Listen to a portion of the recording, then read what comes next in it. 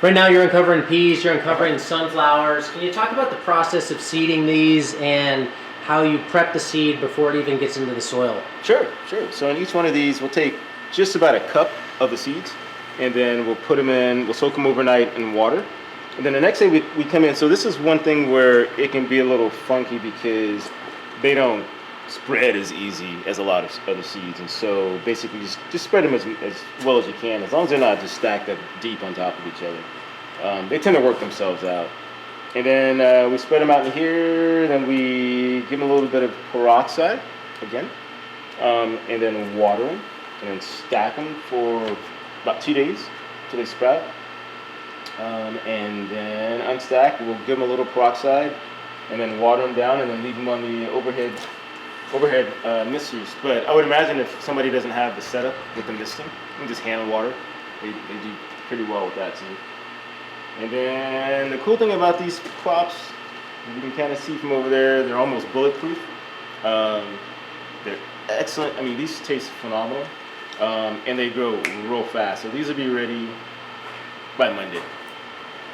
So from a disease prevention standpoint, you soak them in a diluted hydrogen peroxide solution, then you seed them into the tray, you spray them down with some peroxide, then stack them, and then spray them again when they come out of the stack. So you're really getting 3 exposures to peroxide to control any sort of disease. They are getting, let's see, 1, yes, 3, absolutely. But it's very dilute. It's very dilute. It's something you could use as a mouthwash. Yeah. You know, and it's just enough to keep any kind of fungal pathogens off. In the summertime, it's not a big deal, and it might be a little overkill for these guys here. But the problem is we're touching this stuff, and you're moving it around. The fans are blowing spores around if it's fungal. The other thing too is once they get into the water, they're all soaking up the same water.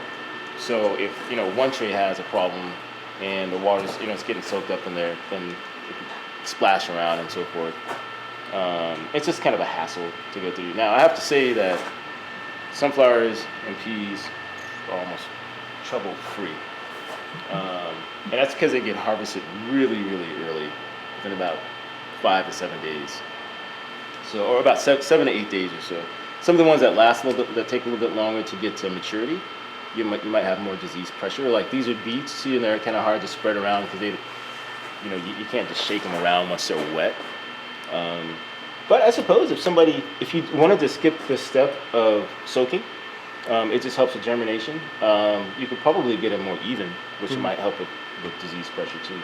Do you spray any of the other crops with that peroxide solution? Like outside crops? Inside any of the other crops, like when they come out of the stack? We do everything. Okay, so everything when Everything you unstack gets the same it. treatment, yeah. Okay. And so basically, go ahead. And then we'll show you doing that. Yeah. So actually, everything once it's all laid out flat, I'll just come through and just spray everything. Yeah, with a mist. So let me do that now. One thing they do here at Sonoma Farm is make sure they have good procedures in place to help prevent disease on the crops. What you see them doing in the background right now is just spraying a diluted hydrogen peroxide solution over all of these newly unstacked seedlings. It's 3% hydrogen peroxide diluted down to 1 cup hydrogen peroxide to 1 gallon of water. He's trying to hit each tray about 5 times. Just give it some good coverage, just an extra step that they've put in place to really try and mitigate any disease problems. This might take a little bit of extra time, but it's a little time, and that little time is worth it when you compare the potential loss of losing a whole tray or having disease spread and take over and start to take root in your greenhouse.